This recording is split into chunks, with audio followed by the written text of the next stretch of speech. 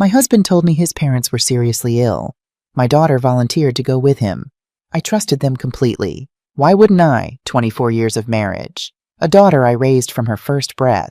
A family I would have died for. Turns out they were counting on that last part. I'm so glad you're here with me. Follow this story until the end and please leave a comment telling me where you're watching from and what time it is right now. Your presence truly means the world to me.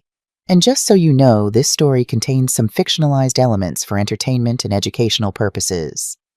Any resemblance to real names or places is purely coincidental. But the message here, that's real. That could save your life. Rain started just after dawn. A soft, stubborn drizzle that blurred the edges of everything outside our windows on Oak Ridge Drive. I sat at the kitchen table watching droplets race down the glass while Elijah moved around the kitchen with the quiet efficiency he'd perfected over 2 decades. He was the breakfast cook. Always had been. From our very first morning after the honeymoon, when he'd burned the toast and set off the smoke alarm, and we'd laughed so hard we ended up eating cereal on the kitchen floor. Somewhere along the way, he got good at it. The smell of fresh coffee and scrambled eggs filled the air. Sandra was scrolling through her phone at the far end of the table, occasionally laughing at something on her screen.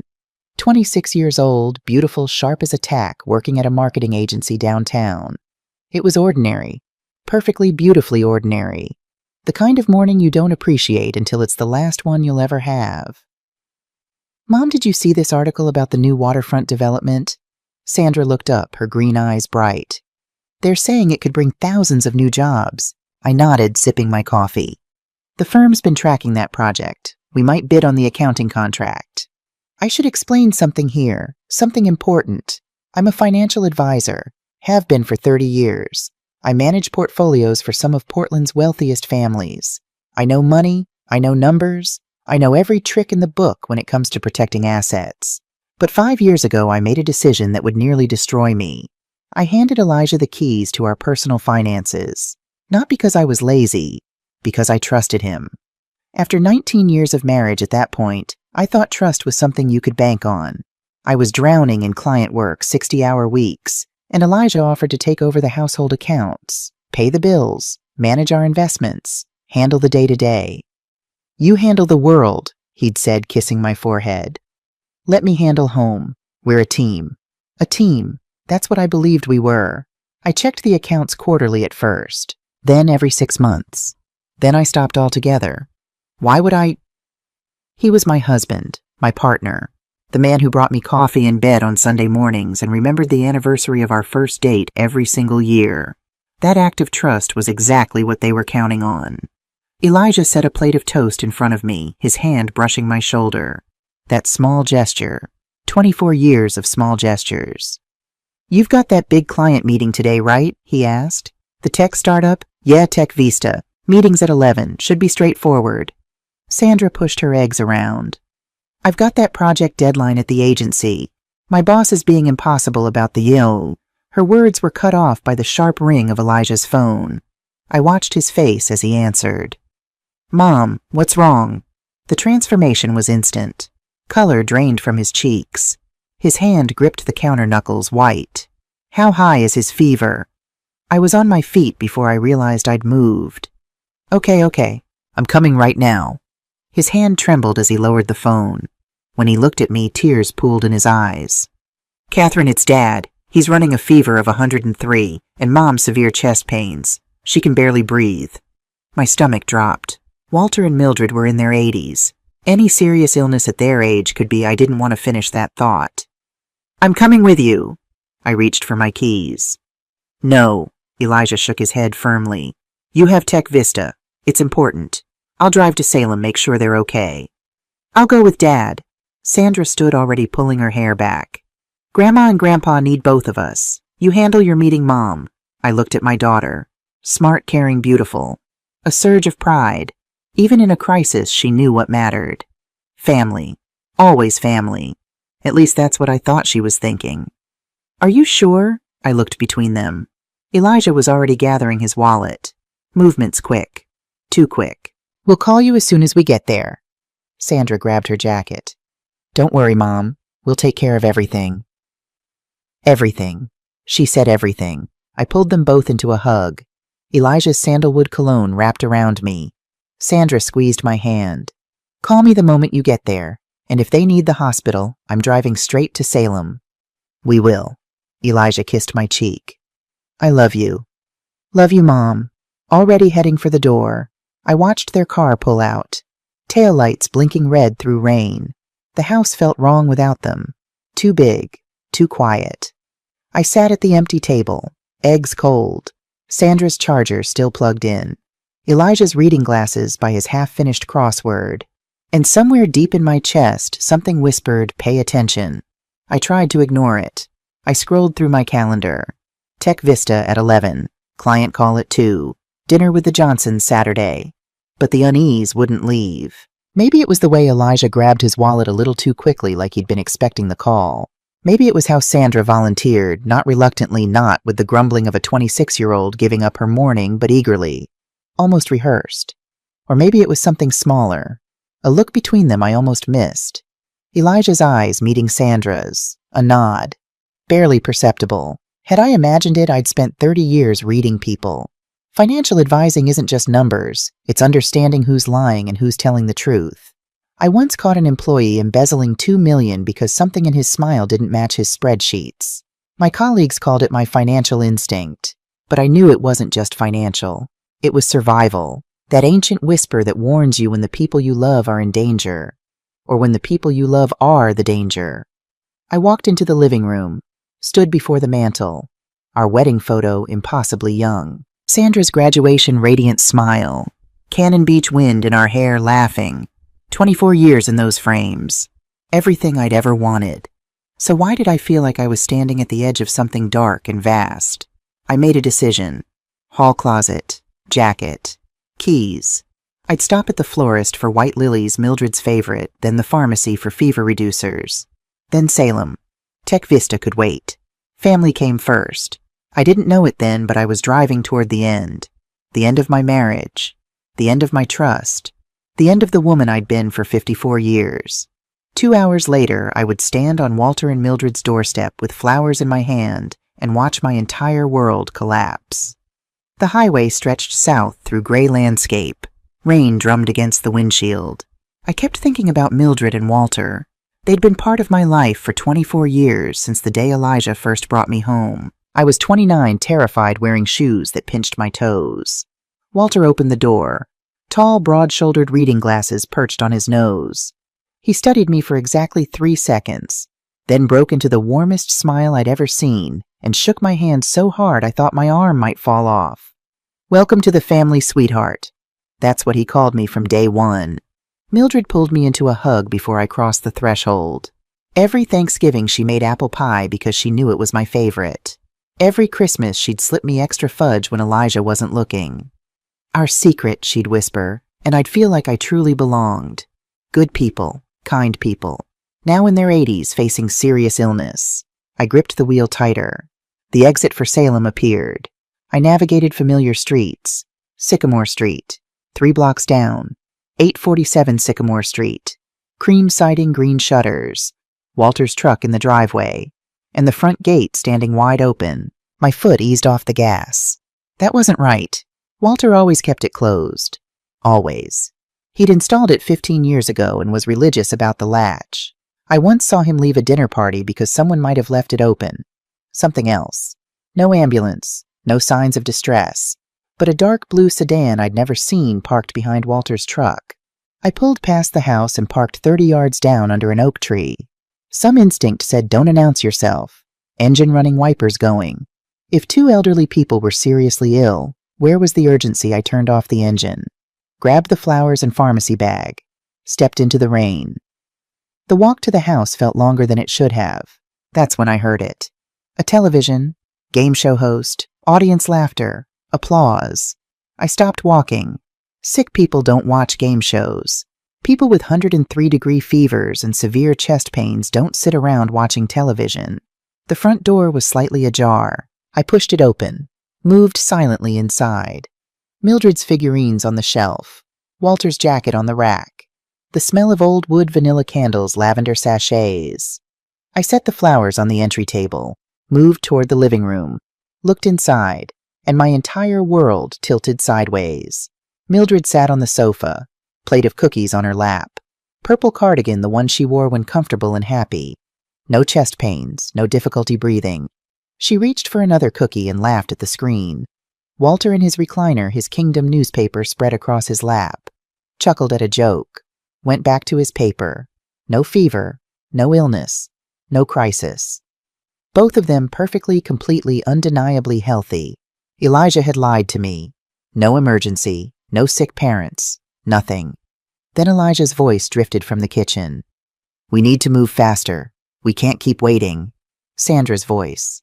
"I know, Dad, but we have to be careful. If she finds out before we're ready, she won't. Catherine trusts us completely. She always has." My legs went weak. I pressed my back against the wall. They weren't talking about medicine. They were talking about money. My money. And they were talking about me. I pulled out my phone, hands shaking so badly I could barely tap the recording app. Finally, the red dot. Recording. I pressed myself against the wall outside the kitchen, close enough to hear everything. "Did you transfer the $3,000 this week? Done this morning, Dad." Sandra sounded casual, like discussing groceries.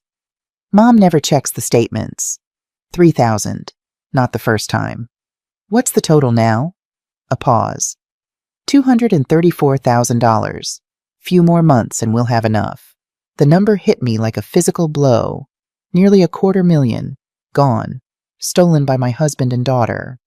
"Are you sure she won't notice?" A hint of worry from Elijah.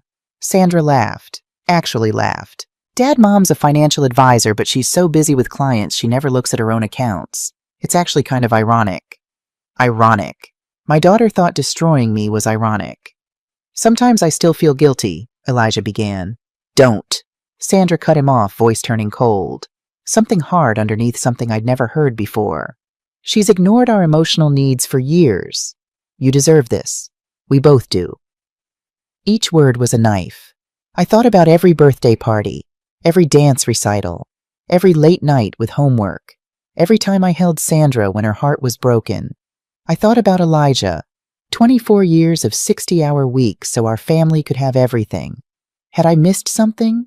Or was this just the story they told themselves to justify it? I kept recording. Then a voice I didn't recognize. A man, coming from the living room. "Everything set?" I froze. "Almost done," Elijah called back. "Catherine still doesn't suspect anything." The man laughed. Deep. Confident. The kind of laugh that belongs to someone used to getting away with things. "Perfect. Who was he? Why was he here?" "We should head out soon," the man said. "Don't want to risk her showing up." "She won't," Sandra said. "Mom's at Tech Vista. She'll be there for hours." They'd planned this, timed it, made sure I'd be safely occupied. I crept toward the living room doorway, angled myself to see inside. He sat on the sofa, early 30s, athletic, well-dressed, handsome in that magnetic way that makes people trust you without questioning why. He sat close to Elijah, fingers occasionally brushing Elijah's arm. Then Sandra walked in, handed the man a coffee mug. "Thanks, sweetheart," he said. "Sweetheart." He stood, moved toward Sandra, hand on her arm, lingering, intimate. Sandra smiled that easy smile she used to give her high school boyfriend when she thought I wasn't watching. He sat back down between them. Elijah on his left, Sandra on his right. But his body language toward Sandra was different, more intimate.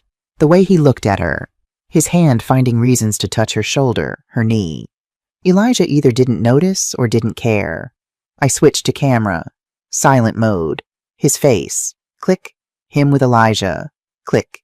Him leaning close to Sandra. Click. Through the window, the blue sedan. License plate Oregon HKR 2947. Click. "She's clueless," the man said. "Catherine never saw any of this coming." "Too trusting," Elijah agreed.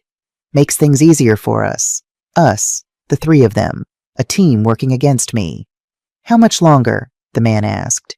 "Few more months," Sandra said. "Then we make the final move." The final move. I took one more photo, the three of them together, then backed away. Picked up the flowers and medicine from the entry table. Slipped through the front door. Rain had picked up. By the time I reached my car, I was soaked. I sat behind the wheel, staring through water running down the windshield, holding a phone full of evidence. feeling the first cracks spreading through everything I'd ever believed. $234,000. A stranger in my family. And something worse coming. The drive home was a blur. By 3 o'clock I was pulling into my driveway. The house looked peaceful. Nothing had changed outside. Everything had changed inside. Straight to my office. Laptop open. Joint checking account. 18 months of transactions. There it was. Every week. Like clockwork. $3,000. Tuesday 1 week, Thursday the next. Always there. Destination investment account. Cayman Islands. I'd never authorized any account in the Cayman Islands. Larger transfers scattered throughout 5,000 here, 8,000 there. Total 234,000. Exactly what Sandra had said. I stood, walked to the window. Outside, a neighbor walked his dog. Normal life while mine collapsed. One transaction caught my eye. $3,000. June 15th. I remembered that day. June 15th was the night I stayed at the office until 10, finishing a major tax filing. Came home exhausted. Elijah already asleep. I'd kissed his forehead and told myself the sacrifice was worth it. Providing for my family. Same day, $3,000 wired to the Cayman Islands. I was sacrificing. They were stealing. The realization came not as tears, but as ice. Something cold and clear settling over me like armor. I found the name I needed. Rebecca Thornton. College roommate. Now one of Portland's top divorce attorneys. 2 rings. Catherine. It's been ages. Rebecca, I need help. It's urgent. My tone changed everything. Come to my office right now. I called Philip Benson next. My accountant for 10 years. Philip, I need every financial record, every account transaction document. 3 years. A pause. He understood what I wasn't saying. I'll pull everything tonight. Tomorrow morning. Perfect. The pieces were moving. Legal representation. Financial documentation. Evidence. My phone buzzed. Elijah, how did your meeting go? Hope it went well. Love you. I stared at love you until it meant nothing. He called. His contact photo smiled Cannon Beach sunset, him telling me how lucky he felt. I let it go to voicemail. First time in 24 years. Another text. Everything okay? You didn't answer. I typed back with steady hands. Sorry in the car. Meeting ran late. Talk tonight. Love you. The lie came easier than expected. Rebecca's office, 20th floor, glass walls, city lights below. She listened to the recording in silence. 5 minutes of my family discussing how they'd stolen from me. Catherine. Her voice was controlled but furious underneath. This is fraud. Embezzlement. Conspiracy. This is criminal. I showed her the photos. The man between my husband and daughter. We need to identify him. I'm recommending Beverly Quinn, private investigator best in Portland. Whatever it takes. Here's what we do. You don't confront them. Not yet. We build an airtight case. Financial records surveillance every transaction. Confront now, they destroy evidence. We lose our advantage. So I pretend exactly. Her eyes met mine. I know it's the hardest thing, but we strike when we're ready. Philip arrived at 8:30. Documents spread across my desk. Catherine, you need to see this. First document, a mortgage on our house, $120,000, 1 year ago. I never took out a mortgage. Someone did. Look at the signature. Close, but the K leaned wrong. Loops too tight. Not mine. And this. He pulled another paper. Your life insurance. 6 months ago, the beneficiary was changed. Where Elijah's name should have been Sandra. My daughter's name on a document I never signed. I never authorized this.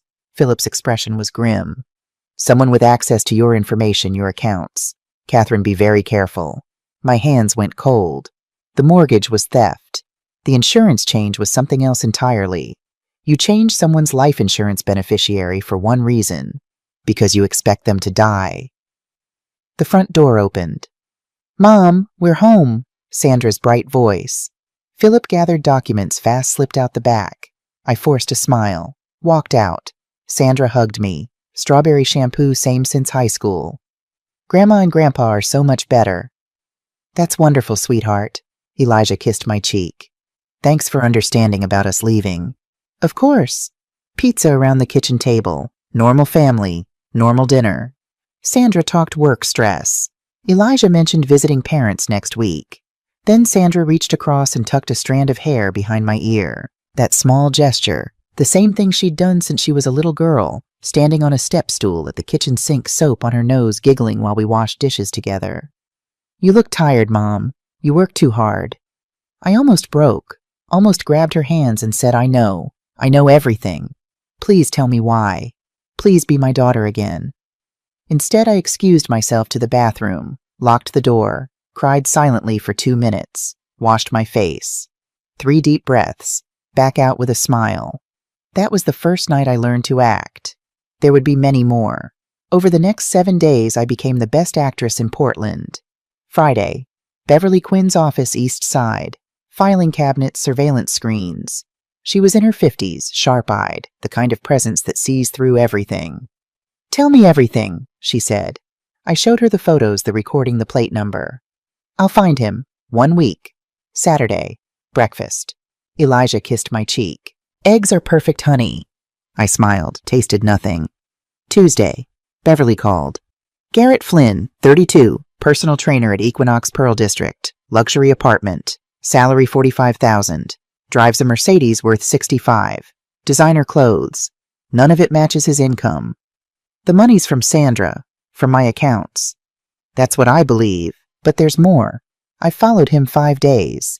He meets Sandra every day. Coffee shops, his apartment, restaurants. They're clearly together. And Elijah.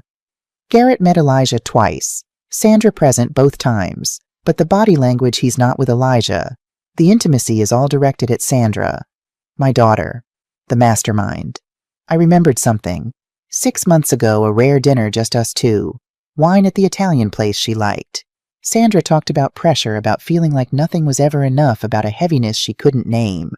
I'd listened, nodded, said the right things. But had I really heard her? Was that the night she'd already lost $85,000 to Austin Mercer's scam? Was she drowning in debt she couldn't tell me about? Had she been calling for help, and had I been too focused on my sympathy to actually save her? That question would haunt me for a very long time. Wednesday evening, Elijah noticed. "Honey, you look exhausted. Everything okay?" Busy season. Thursday night, alone in my dark office, head in my hands, 24 years, a daughter from birth. Had any of it been real? My phone rang. Beverly. "Catherine, listen carefully. I've been monitoring Sandra's online activity. She's been searching for information about substances that don't leave traces." The room went cold. "And I checked your car's maintenance records. Someone tampered with your brake system. 3 weeks ago." The world stopped. "What are you saying?" Beverly's voice was steady, but underneath something I hadn't heard from her before. Fear. "I'm saying your daughter may be planning to do more than steal from you. I'm saying you need to be very, very careful. Starting right now." That night I lay beside Elijah, his breathing peaceful, steady. Down the hall behind a closed door, my daughter slept, the daughter searching the internet for substances that don't leave traces. Every sound made me flinch. Creaking boards, groaning pipes, the refrigerator's hum. I stared at the ceiling. I had 2 choices. Run, call the police, let the system handle it. Safe, but incomplete. They'd destroy evidence. Lawyer up. I'd spend the rest of my life wondering what the final move was supposed to be. Or fight. Stay. Gather every piece of evidence. Understand the full scope. Build a case so airtight, no lawyer, no excuse, no tears could break it. Then bring it all down. I chose to fight. Not because I was brave. I was terrified. My hands hadn't stopped shaking since Salem. I chose to fight because I was Catherine Whitfield. 30 years helping people protect what was theirs. 30 years seeing through lies and catching cheats. Now it was my turn. I turned and looked at Elijah's sleeping face. The face I'd loved for 24 years. The face that had lied to me every single day. "I see you now," I whispered. So quiet not even the house could hear me.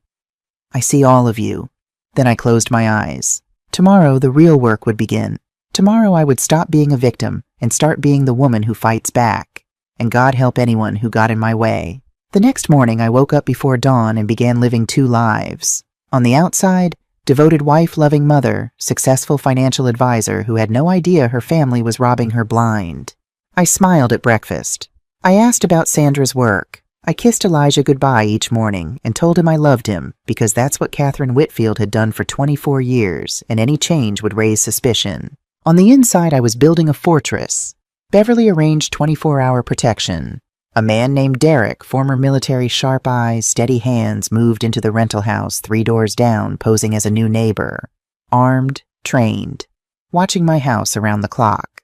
I stopped eating anything Elijah or Sandra prepared. Every meal came from restaurants, sealed containers I opened myself. I kept protein bars locked in my desk drawer at work. At home, I'd say I grabbed lunch with a client or that I wasn't hungry. I locked my bedroom door at night. First time in 24 years. When Elijah asked, I blamed a news article about home invasions. Just makes me feel safer, I said. Smiled. He bought it. Every morning before starting my car, I checked underneath. Looked at the tires. Examined the brake lines as best I could. Beverly had given me photos showing what tampering looks like clean cuts versus normal wear. I was living in my own home like a prisoner of war. Elijah noticed the changes by midweek. "You've been eating out a lot," he said one evening, watching me unpack a takeout container at the kitchen table. Sandra sat across from us, scrolling her phone. "I can cook, you know. It's kind of my thing." "I know, honey. Work's just been crazy. Grabbing food between meetings is easier right now." "You sure you're okay? You seem different." For one terrible second, I thought he suspected that behind his concerned eyes he was calculating whether I knew. "Just tired," he said. "Big accounts closing this quarter."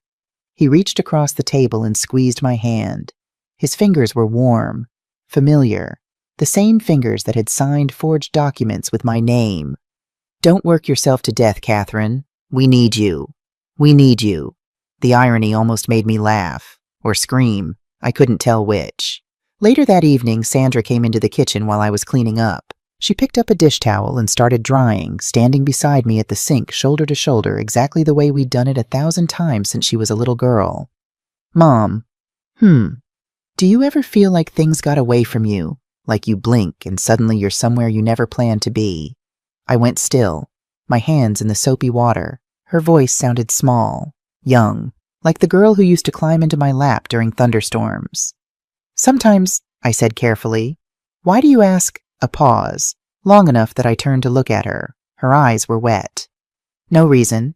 She smiled quickly, wiped her face with the back of her hand. "Just thinking out loud." She kissed my cheek and went upstairs. I stood at the sink for a long time after she left, hands trembling, because for one moment, just one, I'd seen my daughter. Not the schemer, not the thief, my daughter, scared and lost and drowning in something she couldn't name. Was she trying to tell me?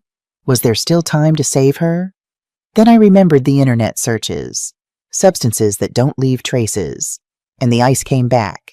Day 13, Wednesday afternoon, 5:45. I left my office building and walked to the parking garage, briefcase in hand. The rain had started again, Portland's constant companion.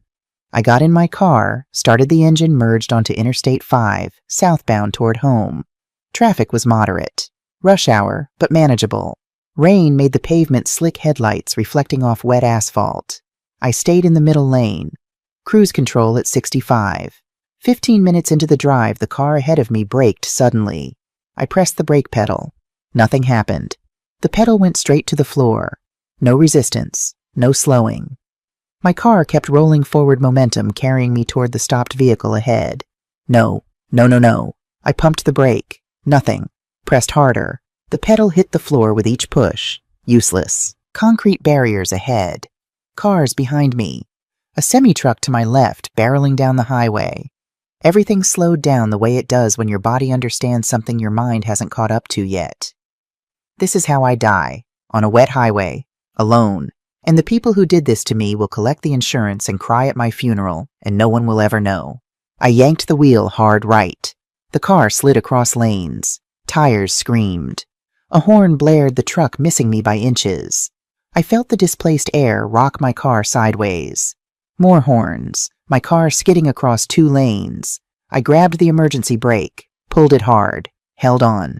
The car shuddered, fishtailed. But slowly, God, so slowly, began to stop. Gravel crunched under tires as I guided it onto the shoulder. The car lurched, bounced, and came to rest. I sat there, Hands locked on the wheel, heart hammering so hard I thought my ribs would crack. Cars rushing past. Some honked. Most didn't notice. A knock on my window. A man in a rain jacket. "Ma'am, you okay? That was close." Brakes failed. My voice sounded like it was coming from somewhere else. "Need a tow truck." "Want me to call someone?" "I've got it. Thank you." He hesitated, then walked back to his car. I pulled out my phone with shaking hands. At the repair shop, a mechanic crawled under my car. 20 minutes later, he emerged, wiping his hands on a rag. His face told me everything before he spoke. "Mrs. Whitfield, your brake lines were cut. Deliberately."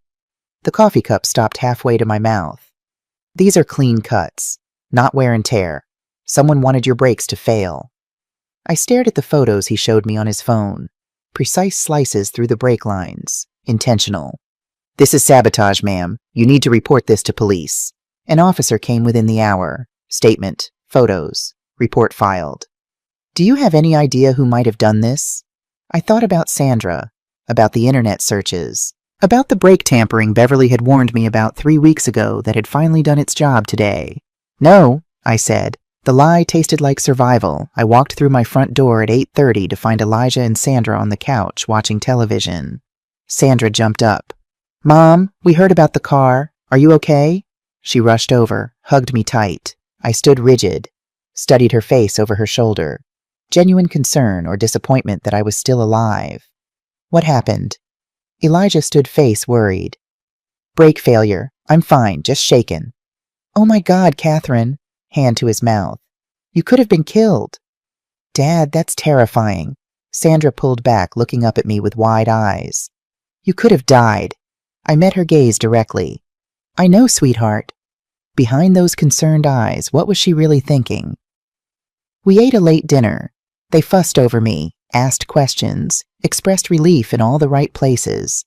A perfect performance from all three of us. That night, lying in bed, I stared at the ceiling and listened to every sound in the house. The person who tried to kill me was sleeping 20 feet away. I didn't close my eyes until dawn. 3 days passed in uneasy quiet. Then, on a Sunday morning, my daughter made me coffee. 9 a.m. I sat in the living room newspaper on my lap, trying to maintain normality while every nerve burned. Footsteps on the stairs. Sandra came down already dressed, face bright. "Good morning, Mom. Want some coffee? I'm making your favorite." Caramel latte, extra shot of espresso. She only made that on special occasions, my birthday, Mother's Day. "That would be great, sweetheart." She disappeared into the kitchen. I heard the espresso machine hiss, the clink of a mug. 10 minutes later, she returned carrying a large ceramic cup. "Extra shot, just how you like it." She set it on the coffee table with a smile that looked completely genuine. "Now I need you to understand something. I knew the risks. I'd been eating nothing they prepared for over a week. Beverly had warned me about the internet searches. The brake lines had been cut 3 days ago. Every rational cell in my body screamed, "Don't drink it." But there was another part of me. The mother part. The part that had held this girl at 3 a.m. when she had nightmares. The part that had cheered at every soccer game, wiped every tear, believed in her when nobody else did. That part whispered, "Maybe you're wrong. Maybe Beverly is wrong. Maybe the brakes were just old. Maybe the searches were research for a novel she mentioned writing. Maybe your daughter, your baby, isn't capable of this." I wanted to believe that voice so badly that I picked up the cup. The coffee smelled perfect.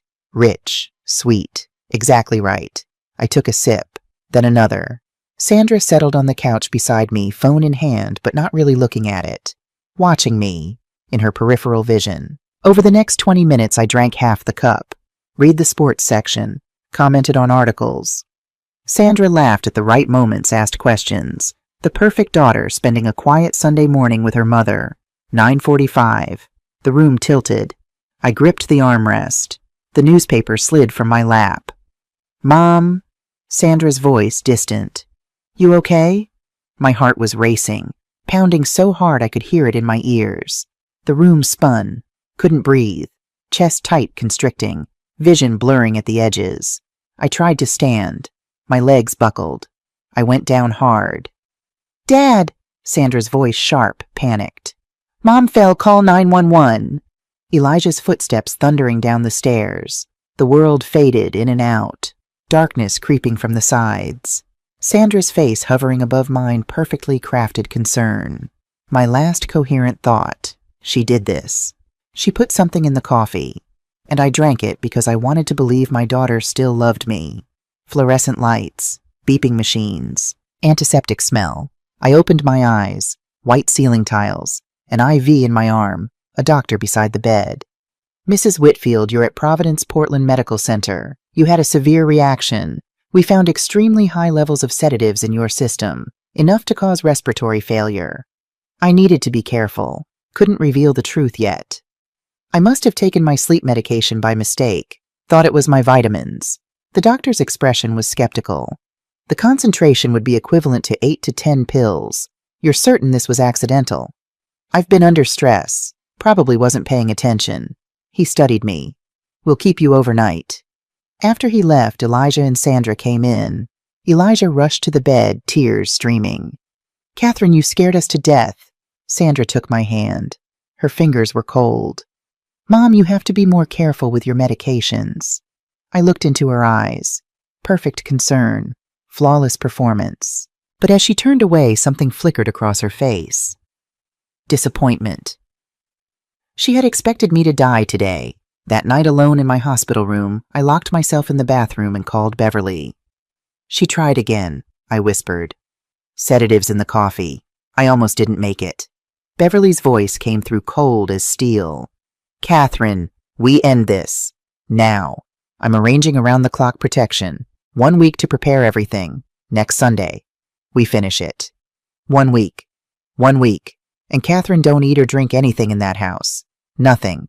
Not water from the tap. Not a piece of fruit. Nothing. I won't. One more thing. I've been tracking something on Garrett Flynn. Something big. You'll have it before Sunday. How big? Big enough that even Sandra is going to realize she's been played. Wednesday, day 23, Rebecca's conference room. Rebecca, Beverly, Philip, and me. The table covered in evidence. Let's review. Rebecca organized the stacks. Audio recordings, 5 minutes of Elijah and Sandra discussing the theft. Clear. Damning. Beverly's surveillance photos, Garrett with Sandra kissing, holding hands, entering his apartment. Garrett with Elijah, coffee shop, careful distance. Philip's financial analysis compiled into a single report. $234,000 in wire transfers over 18 months. $120,000 through a forged mortgage. $50,000 sent to a fake gym investment that never existed. Total $404,000, Philip said. The number sat heavy in the air. The life insurance change, Philip continued. $1 million. Beneficiary switched from Elijah to Sandra. Signature forged. Beverly added her findings. Brake sabotage mechanics report confirming deliberate tampering. Hospital records from the sedative overdose. Rebecca tapped the table. This is enough for criminal prosecution. Fraud, embezzlement, conspiracy to cause serious harm. The evidence is overwhelming. What about Garrett? I asked. Beverly's expression shifted. I'm still digging. There's something bigger. Give me 2 more days. We don't have... You'll have everything before Sunday. I promise. She met my eyes. And Catherine, what I've found is going to change everything. Even Sandra will realize she's been deceived. Security was next. Derek would maintain his cover as the neighbor. Hidden cameras would be installed throughout the dining room, living room, and entryway, all feeding to a secure server. Audio and video, Beverly said. Court-admissible quality. Police on standby. Plainclothes officers. Unmarked car parked 2 blocks away. They'd move on my signal. The trap was being built. Piece by piece. Thursday night, day 24. I came home early, told Elijah I had a headache, went upstairs but not to the bedroom, to the hallway outside Sandra's room. She was on the phone. Speaker. When Dad thinks you're his friend, Sandra's voice. Garrett on speaker, smooth and confident. Let him think that. We need his cooperation. But Mom, when is it going to happen? My heart stopped. Be patient, babe. First attempt didn't work. There are other ways. I can't wait much longer. I need that insurance money. Soon. Very soon. Promise. I stood frozen, every word a blade. They were planning to kill me. My daughter and her boyfriend actively discussing my death for $1 million payout. But underneath Sandra's cold words, I heard something Beverly had trained me to listen for: the cadence of someone being led. Garrett controlled the conversation. Smooth, soothing directing. Sandra followed. Desperate, scared, clinging. Was my daughter a monster, or was she a drowning woman clinging to the wrong lifeline? It didn't matter. Not right now. What mattered was surviving until Sunday. I backed away silently. Down to my office. Called Rebecca. They're planning another attempt. It could succeed this time. Rebecca's response was ice. Then we strike first. Sunday. Everything accelerates. Friday evening. Day 26. Chinese takeout around the kitchen table. I set down my chopsticks. Casual as breathing. Let's do a family dinner Sunday night. Here at home. I have an important announcement about our future. Elijah looked up surprised, but pleased. Sounds wonderful. What's the occasion? You'll see. I turned to Sandra. And sweetheart, why don't you invite Garrett? I'd like to meet him officially. The change in Sandra's expression was instant. Fear flashed across her face, quickly masked, but not quickly enough. Garrett, why would... Your dad mentioned how helpful he's been. I'd like to thank him properly. Sandra's voice was careful. I'll ask him. Great. Sunday at 7, formal dinner. I returned to my food as if the conversation was trivial. But I'd seen it. That moment of panic. She could feel the trap closing, she just couldn't see it yet. Saturday. Final preparations. Rebecca texted police on standby. Ready on your signal. Beverly installed hidden cameras. Tiny devices positioned throughout the dining room, living room entryway. Everything recorded, she said. Court admissible. I spent the afternoon writing and rewriting what I'd say. Practicing steady hands. Calm voice. 6 p.m. I called Beverly for the last update. The information on Garrett. Got it this morning. Catherine, it's bigger than we thought. What I found is going to prove that even your daughter has been a pawn in a game she doesn't understand. Tell me.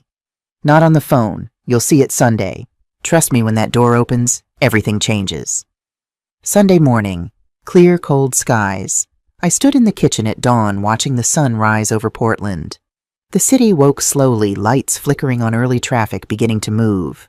By sunset, everything would be different. My family would be shattered. The truth would be exposed. And somewhere across this city, Beverly was preparing the final piece, a secret about Garrett Flynn that would prove my daughter wasn't the mastermind after all. She was just another victim. I poured coffee made with my own hands in my own kitchen from a sealed bag I'd bought myself and waited for the longest day of my life to begin. Sunday dinner, 7 p.m. The table is set. The candles are lit. The trap is ready. And someone is about to walk through my front door who will change everything. If you haven't watched parts 1 and 2, please go back now. What happens next won't make sense without understanding everything that came before. For those of you who've been with me from the beginning, this is it. The final chapter. The night everything ended, and the morning everything began again. Sunday, 4 o'clock in the afternoon. I started setting the dining room table with the kind of precision most people reserve for surgery. Fine china, the set we only used for special occasions. White tablecloth ironed that morning with my own hands. Candles in silver holders. Crystal wine glasses. Cloth napkins folded into fans. If my family was going to fall apart tonight, it would happen over a beautiful table. Elijah was in the kitchen. The smell of roasting chicken filled the house. Golden skin rosemary roasted potatoes. He was humming. Actually humming. The same song he'd hummed at our wedding reception while we slow danced, his hand on the small of my back, both of us believing the future was something you could trust. "Catherine, this looks gorgeous," he called out. "What's the big announcement?" "You'll see soon enough." I smoothed the tablecloth, adjusted a fork. My phone buzzed in my pocket. Rebecca cameras live. Police ready. Good luck. I took a breath so deep it hurt. 5 o'clock. Sandra came downstairs. Black dress, pearl earrings, makeup done perfectly. She looked beautiful, the kind of beautiful that makes your chest ache because you remember the baby she used to be, the toddler who used to fall asleep in your arms, the teenager who cried on your shoulder after her first heartbreak. But her hands kept reaching for her phone, checking it, setting it down, checking again. "Is Garrett coming?" I asked casually. "He'll be here at 6. She didn't meet my eyes. Good.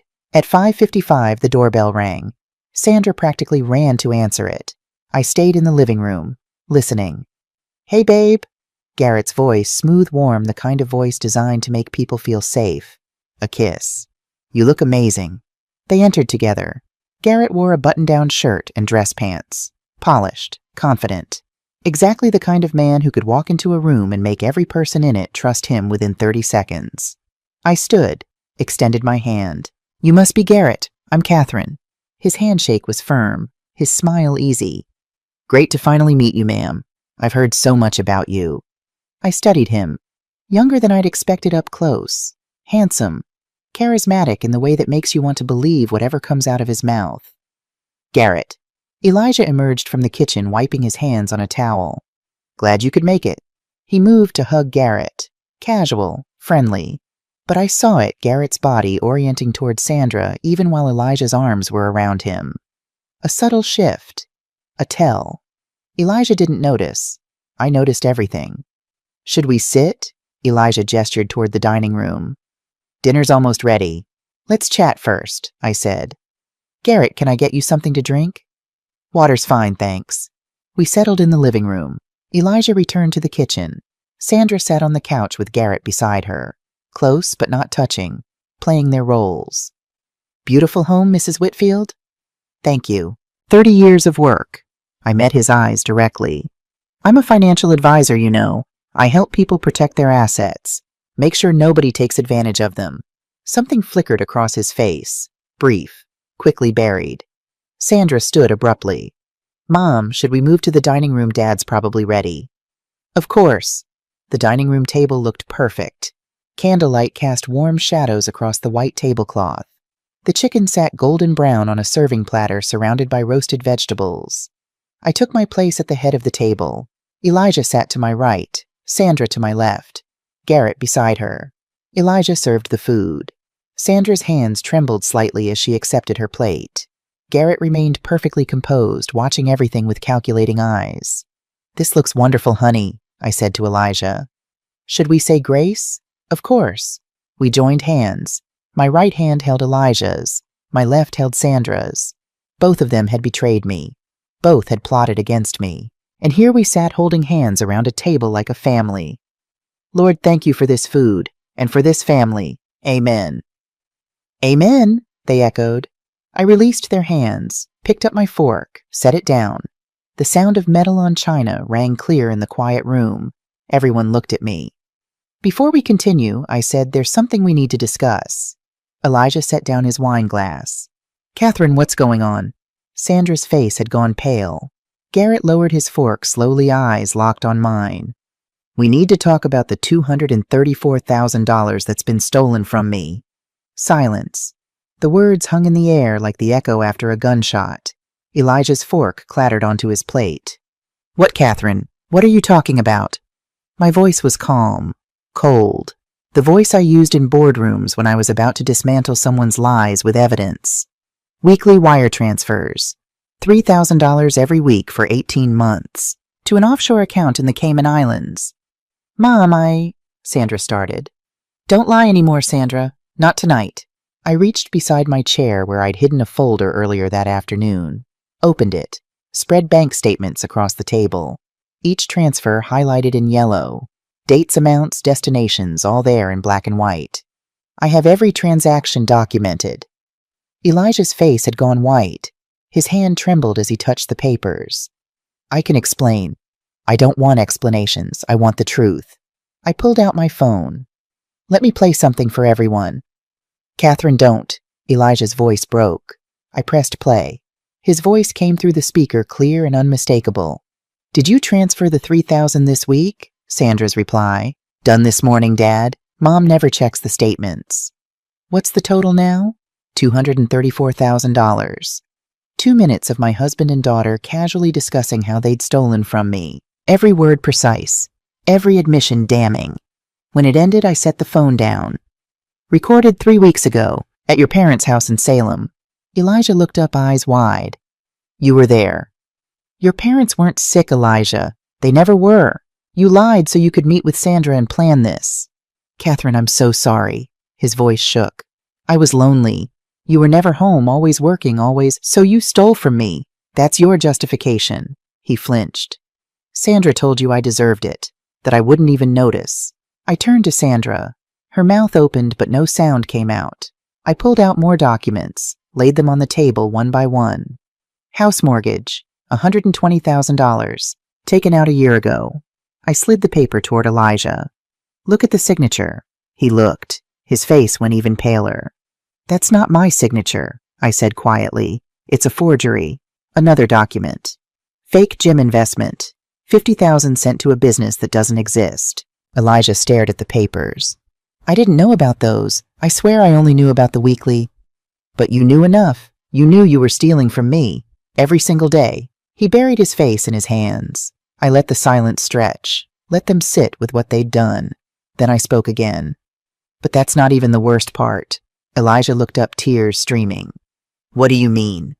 The worst part is what you don't know. I looked at Sandra, then at Garrett, then back to Elijah. Tell your father the truth, Sandra. Tell him about Garrett. All color drained from Sandra's face. Garrett's jaw tightened. His hand moved under the table. Elijah looked between them. What about Garrett? He's been helping you. I let the question hang. Or using you. I reached under my chair and pulled out a tablet. Opened a video file. Beverly Quinn is an excellent investigator. I pressed play and turned the screen toward Elijah. The video showed a street corner in the Pearl District. Garrett and Sandra outside an apartment building. He pulled her in, kissing her deeply. His hand on her waist. Her fingers on his face. Both smiling. Timestamp Tuesday, 2:47 p.m. The video played to the next clip. A coffee shop, Sandra sitting on Garrett's lap. Another, a restaurant, hands clasped across the table. Another, his apartment building, 11 p.m. entering together. Elijah stood so fast his chair scraped across the floor. Sandra, you and Garrett. Tears streamed down Sandra's face. Dad, I'm sorry. You're sorry. Elijah's voice cracked. I thought he was my friend. I thought he cared about this family. He never cared about anyone in this family, I said. Sandra met Garrett 10 months ago. They planned everything. The theft, the offshore accounts, the forged documents. They used you as an accomplice without you knowing the full scope. Elijah turned to Sandra, face twisted with hurt. You used my loneliness, my unhappiness. Dad, you weren't happy with Mom. So you exploited that to steal from your mother. I kept my voice level. You used everything. Our marriage problems, my work schedule, even your grandparents. Did Grandma and Grandpa know? No, they're innocent. That day they were legitimately fine. Sandra used it as cover. But theft wasn't enough for you, was it, Sandra? I placed the final documents on the table. Life insurance beneficiary change, 6 months ago. Changed from your father to you, $1 million. I let that sink in. I never signed that authorization. It's forged. Another document. Mechanics report. My brake lines were deliberately cut 3 weeks ago. I nearly crashed on Interstate 5 at 65 miles per hour. Elijah's hand flew to his mouth. And 2 Sundays ago, I continued, I collapsed after drinking coffee you made me, Sandra. The hospital found dangerous levels of sedatives in my system, enough to cause respiratory failure. Elijah turned to Sandra with an expression I will never forget. Not anger, horror. You tried to kill your mother. No, I would never. I have recordings, Sandra. I heard you on the phone with Garrett. When will it happen, you asked. I need that insurance money. Sandra's face crumpled. I was drowning in debt. Austin Mercer scammed me out of $85,000. I lost everything. Garrett said he'd help. And you chose to trust a stranger over your own mother. I forced the next words past the lump in my throat. You chose money over family. You chose to steal from me, to forge my signature, to cut my brakes, to poison my coffee. She sobbed harder, but said nothing. What could she say? You chose, I repeated quietly, to try to end my life. Elijah slumped in his chair like someone had pulled the bones out of his body. He stared at Sandra as if looking at someone he'd never seen before. My daughter, he whispered. Sandra reached for him. Daddy, please? He pulled away. Don't. The word hung in the air, a father rejecting his child. Not out of cruelty, out of a grief so deep it had no bottom. I stood up from my chair and moved toward the dining room doorway. But there's one more thing, one final lie that needs exposing. I looked directly at Garrett. Tell them, Garrett, Tell them about your real life, the one Sandra doesn't know about." His face went pale. The confident mask he'd worn all evening cracked. For the first time that night, he looked truly afraid. I stepped to the doorway and called out, "You can come in now." The front door opened. Footsteps in the hallway, slow, hesitant, uncertain. A young woman appeared in the doorway holding a small boy in her arms. She wore scrubs visible beneath an open jacket, her face showing the exhaustion of someone who'd just finished a double shift. The boy, maybe 5 years old, clutched a teddy bear to his chest and looked around the room with wide, confused eyes. Absolute silence fell. Garrett's fork clattered against his plate. He stood so fast his chair toppled backward with a crash that made the boy flinch and bury his face in his mother's shoulder. "No, no, no, no." The woman looked at him, confusion mixing with concern. "Garrett, what's going on? You said this was an important meeting with a client." I kept my voice calm, measured, as if I were introducing guests at a dinner party instead of detonating a bomb. "Everyone, this is Leah Flynn, and this is Noah."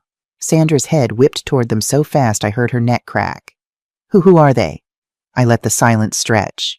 3 heartbeats. 4, 5. Leah is Garrett's wife. Noah is his 5-year-old son. One perfect crystalline moment. Then everything exploded. Sandra shot to her feet, her whole body trembling. "Wife-son Garrett, you said you were single. You said you'd never been married."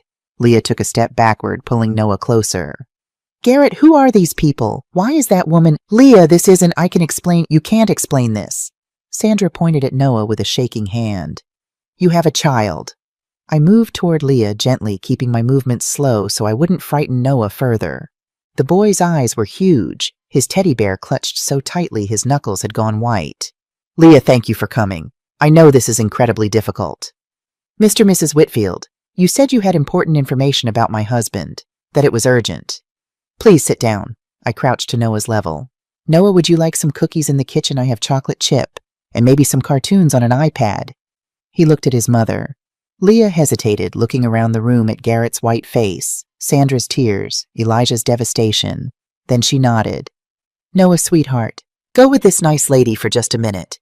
Mommy needs to talk to grown-ups." "Is Daddy in trouble?" Noah's small voice. Nobody answered. I took Noah's hand, so small, so trusting, and led him to the kitchen. Cookies on a plate, iPad with Paw Patrol.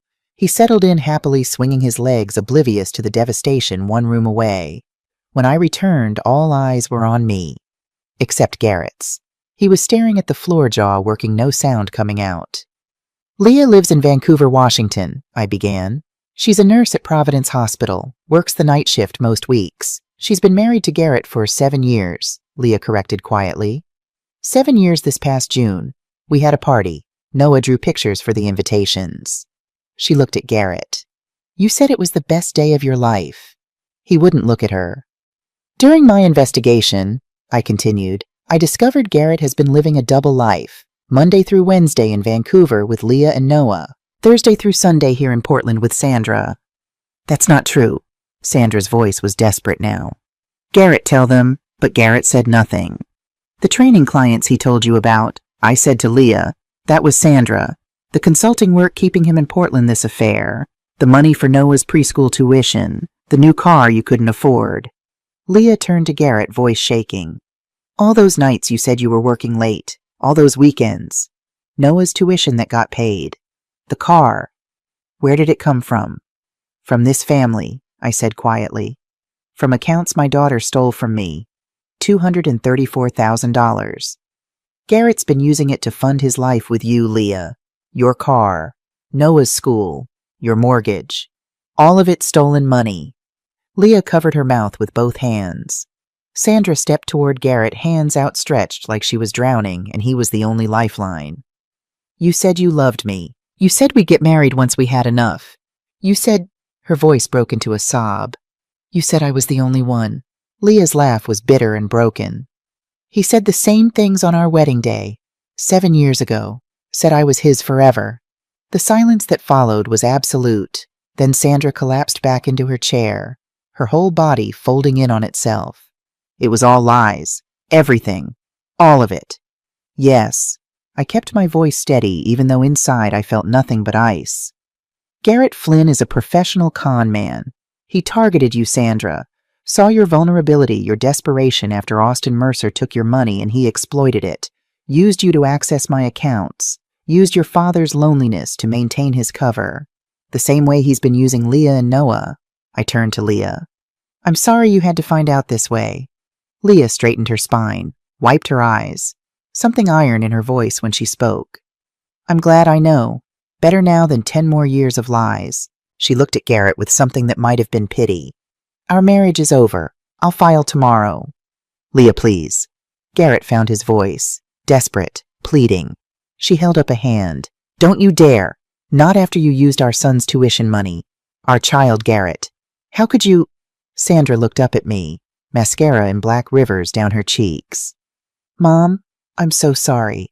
I didn't know. Sorry isn't enough, Sandra. Austin Mercer took everything. $85,000. I was desperate. Had nothing. Garrett said he'd help. And you chose to trust a stranger over your own mother. The words came out quieter than I intended. You chose to try to end my life. She had no answer. I pulled out my phone and made a call. Detective Warren, you can come in now. The front door opened with authority. 2 uniformed officers entered first. Behind them, a woman in her 40s detective's badge clipped to her belt. Mrs. Whitfield, Detective Diane Warren nodded. All business. We heard everything through the wire. I touched the small recording device inside my collar. Every word. Crystal clear. She turned to face Sandra and Garrett. Yes. Sandra Whitfield and Garrett Flynn, you're both under arrest for fraud, embezzlement, and conspiracy to cause serious bodily harm. She began reading Miranda rights in a steady, practiced voice. Sandra stood on shaking legs as an officer moved behind her with handcuffs. The metallic click echoed through the room. Mom, please! Sandra's voice rose to a scream. Don't do this! Please! I'm your daughter! I turned away. Couldn't watch. Couldn't bear to see the handcuffs on her wrists. The second officer cuffed Garrett, who went quietly. All charm drained. Just an empty shell. They led Sandra toward the door. She twisted in the officer's grip, looking back at me one final time. Mama, she whispered. She hadn't called me that since she was 10 years old. I said nothing, watched as they guided her out into the night. Red and blue lights flashing through the dining room windows, painting the walls. Elijah sat at the table, collapsed, shaking with sobs. Leah held Noah, who'd come running from the kitchen when he heard the commotion. The boy's face confused and frightened, tears streaming. Mommy, why are they taking that lady away? What did Daddy do? Leah couldn't answer, just held him tighter. And I stood alone in the center of it all. Overturned chairs, scattered documents. Cold dinner nobody ate. Justice had been served. The price was everything I'd ever loved. The weeks that followed were a blur of lawyers, courtrooms, and attention I never wanted. Sandra and Garrett were denied bail. Flight risk offshore accounts, evidence of planning. Elijah cooperated fully, turned over everything he knew. 2 days later, he moved out. Went to stay with his brother across town.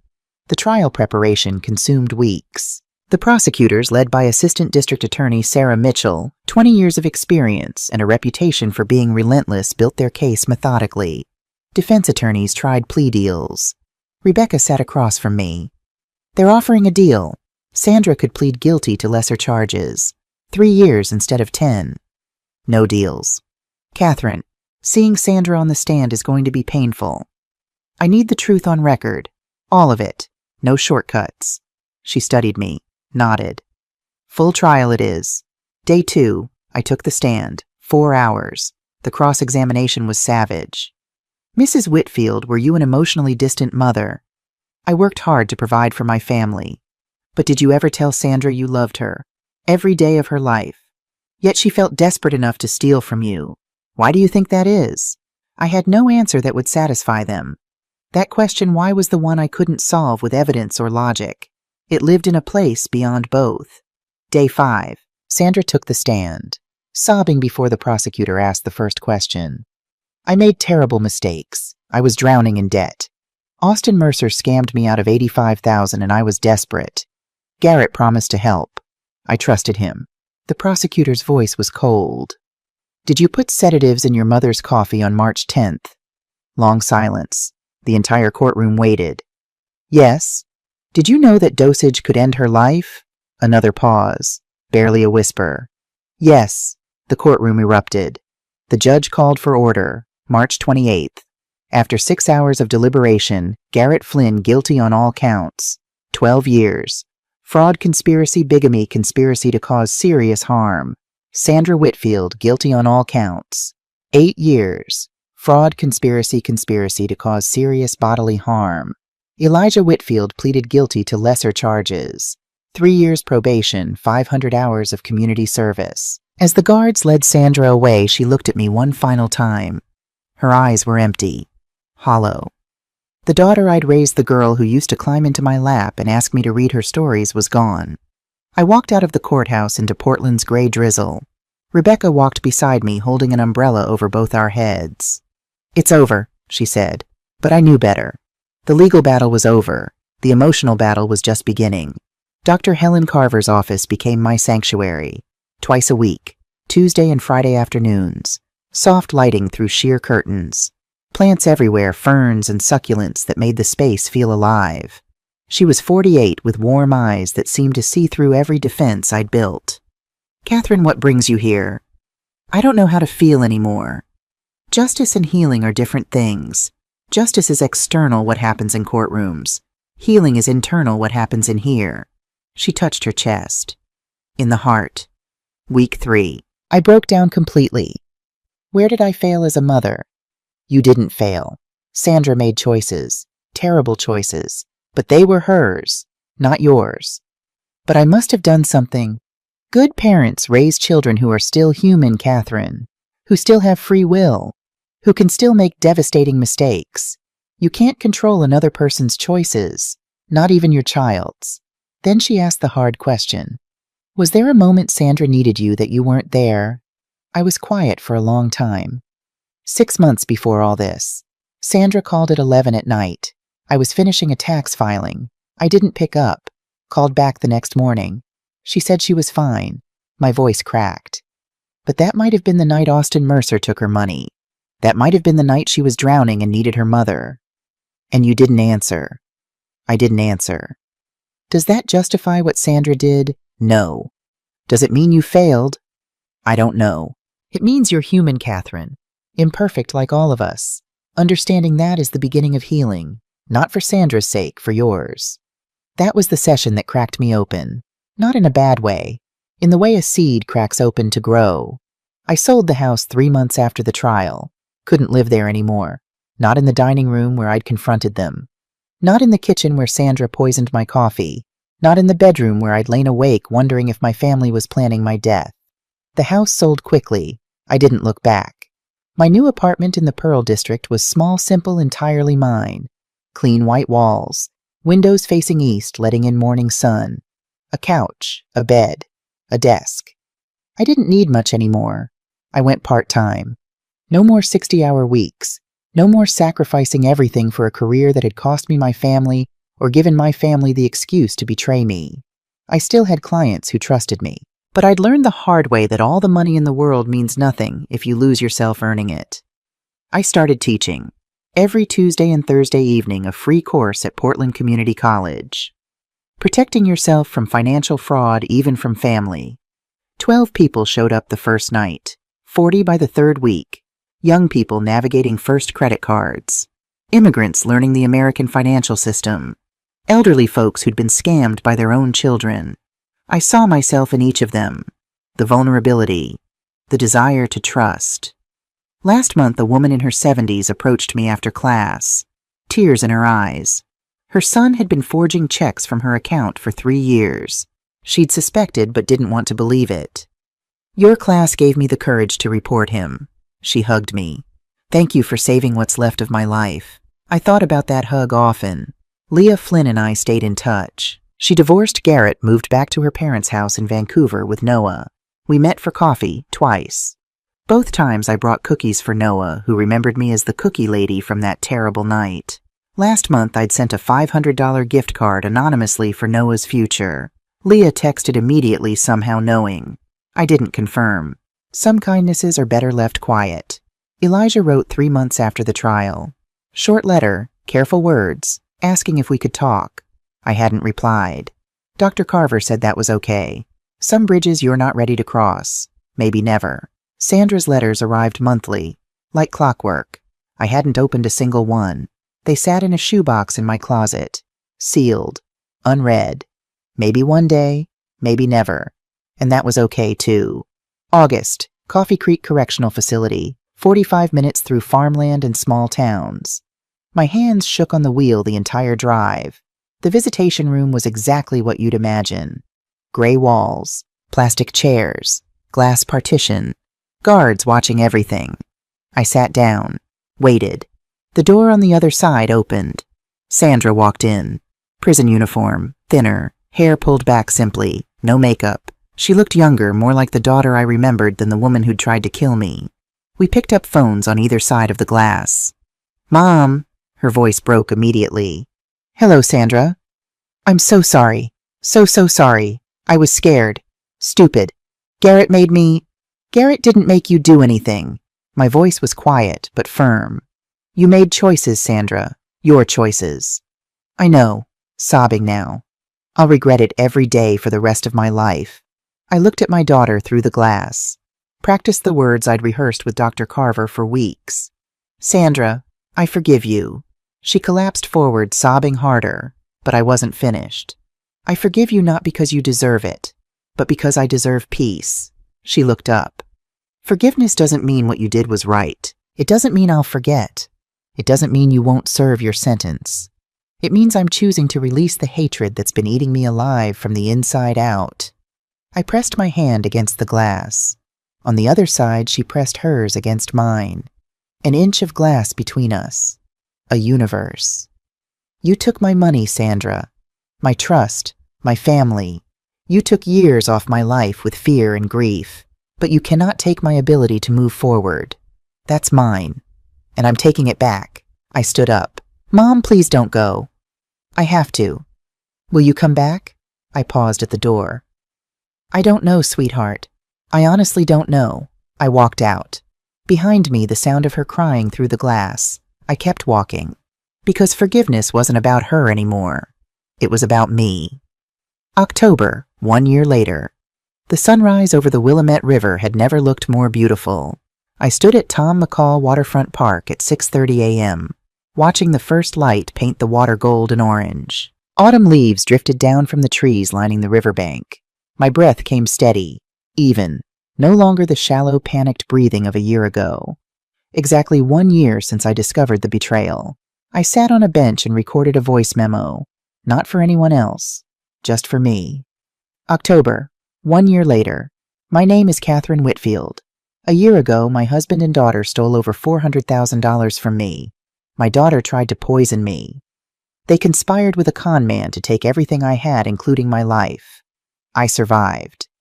If you're going through something similar, if someone you love has betrayed you, stolen from you, tried to destroy you, you can survive too. You will survive. Healing isn't linear. Some days are harder than others. Some days you wake up and forget for a moment what happened. Then you remember and the weight crashes down again. That's okay. That's part of it. I'm not telling you to forgive. Forgiveness is personal. It's not about excusing what they did. It's about choosing your own peace over their hold on you. I've forgiven some people. Others I haven't. Maybe I never will. What matters is this: I'm still here. I'm still standing. I'm teaching, mentoring, helping others, learning to trust again, carefully, cautiously, but genuinely. My name is Catherine Whitfield, and today I'm okay. I saved it and titled it My Story October. I walked into my favorite coffee shop near the apartment. The barista, a young woman named Sophie, greeted me with a warm smile. "The usual Mrs. Whitfield, just Catherine," I corrected gently.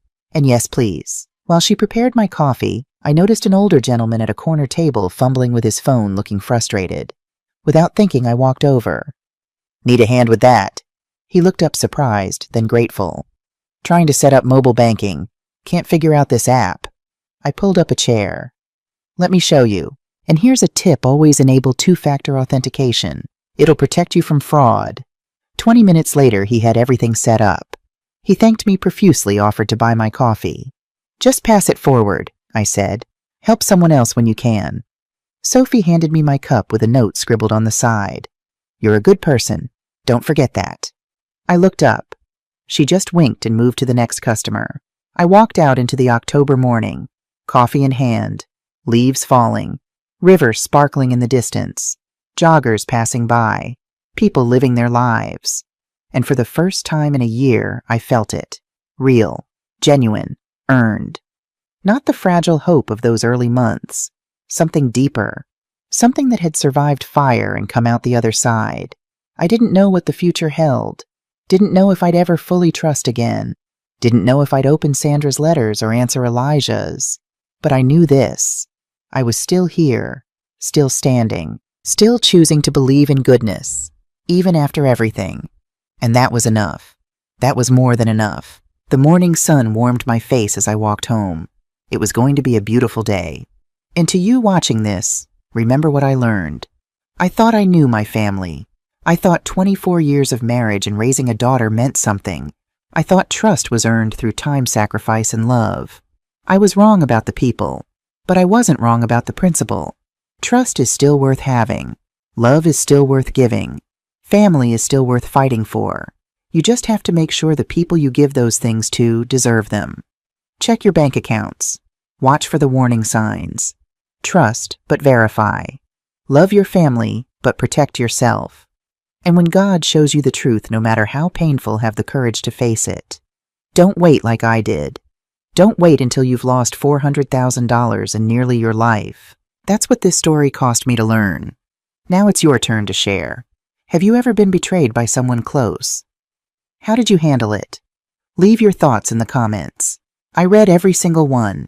If this story resonated with you, please subscribe and share it with someone who needs to hear it. Thank you for staying with me until the end. It means more than you'll ever know. This is Catherine Whitfield. And today I'm okay.